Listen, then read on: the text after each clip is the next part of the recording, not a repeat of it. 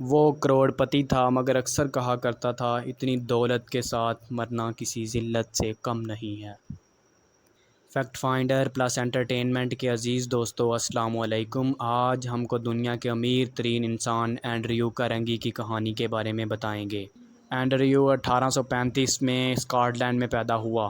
Andrew کے والدین اس قدر غریب تھے کہ اس کی پیدائش کے وقت نہ تو کسی ڈاکٹر کو بلایا گیا اور نہ ہی کسی دایا کو بلایا گیا۔ جہاں وہ پیدا ہوا تھا وہ مکان صرف اور صرف 2 کمروں پر مشتمل تھا۔ نچلے کمرے میں اس کا باپ کھڈی کا کام کرتا تھا اور اوپر والے کمرے میں گھر کے افراد کھانا پکاتے تھے اور وہیں سوتے تھے۔ اینڈریو کی ماں لوگوں کے گھروں میں جا کر کپڑے دھوتی تھی اور ایک موچی کے ہاں جوتوں کی سلائی کا کام بھی کرتی تھی۔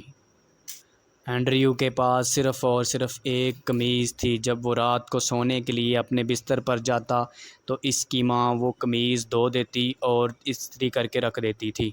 اس کی ماں روزانہ 16 سے 18 گھنٹے تک کام کرتی تھی۔ اینڈریو کو اپنی ماں سے بے حد محبت تھی۔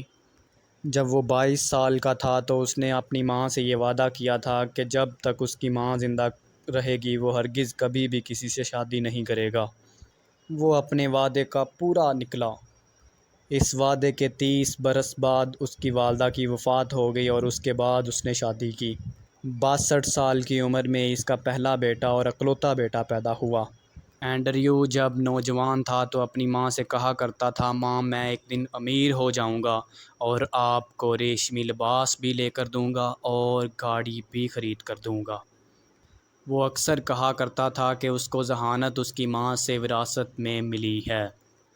وہ اپنی ماں سے اتنی محبت کرتا تھا کہ اس نے اسکاٹ لینڈ میں ایک عورت کا قرضہ محض اس لیے چکا دیا تھا کہ اس کی شکل اس کی والدہ کے ساتھ ملتی تھی۔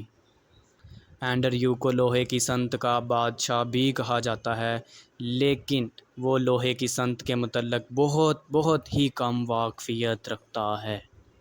وہ اسکاٹ لینڈ میں رہتا تھا تو کہیں سے خرگوشوں کا ایک جوڑا پکڑ لایا۔ تھوڑے ہی دنوں بعد گھر کے اندر خرگوش ہی خرگوش دکھائی دینے لگے۔ ان سب کے لیے کھانا مہیا کرنا ایک بہت بڑا مسئلہ تھا۔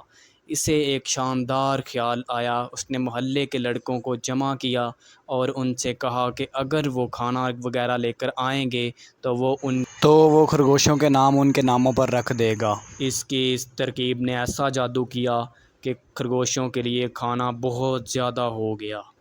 جب اینڈریو عمر تھا تو اس نے روزی کمانے کے لیے ڈاکیے کا کام کرنا شروع کر دیا۔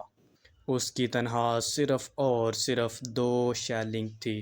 ان دنوں میں یہ پٹسبرگ شہر میں نیا آیا تھا اور کسی کے گھر سے واقفیت بھی نہیں رکھتا تھا۔ وہ ڈرتا تھا کہ اگر اس نے کسی دن کسی کے گھر میں غلط خط پہنچا دیا تو اسے نوکری سے نکال دیا جائے گا، اور ہر روز وہ صبح دفتر آنے سے پہلے لوگوں کے گھروں کے نام یاد کیا کرتا تھا۔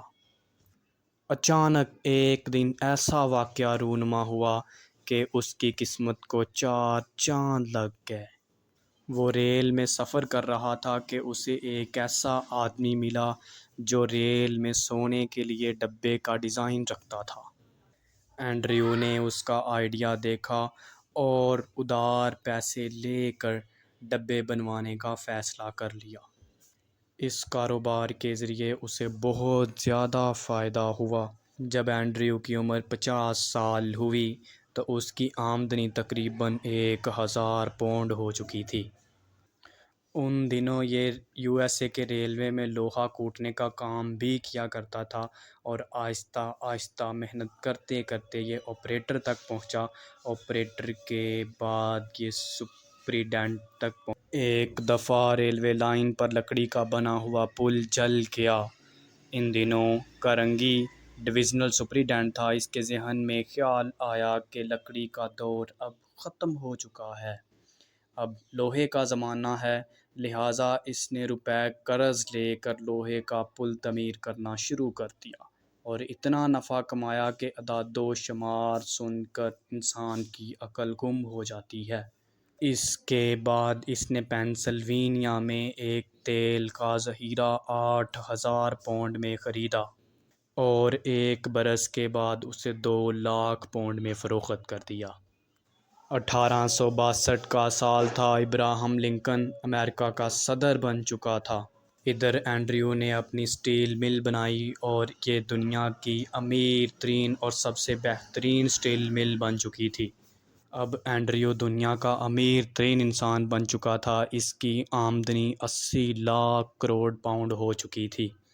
دنیا کا امیر ترین انسان بننے کے بعد اینڈریو نے اپنی تمام ترین دولت امریکہ کی لائبریریوں، اسکولوں اور ہسپتالوں کے لیے وقف کر دی، کیونکہ وہ اتنی دولت کے ساتھ مرنا کسی ذلت سے کم نہیں سمجھتا تھا، اور اس کی عطیہ کی ہوئی دولت سے امریکہ نے بہت زیادہ ترقی کی۔ اس نے اخبارات میں یہ اعلان بھی کر دیا تھا کہ جو اسے پیسے خرچ کرنے کی ترغیب دے گا وہ اسے انعام بھی دے گا، کیونکہ وہ اس دنیا میں اتنی دولت کے ساتھ مرنا کسی ذلت سے کم نہیں سمجھتا تھا۔ دوستو، اگر ہماری یہ ویڈیو آپ کو پسند آئی ہے تو ہمارے چینل کو لائک اور سبسکرائب کیجیے۔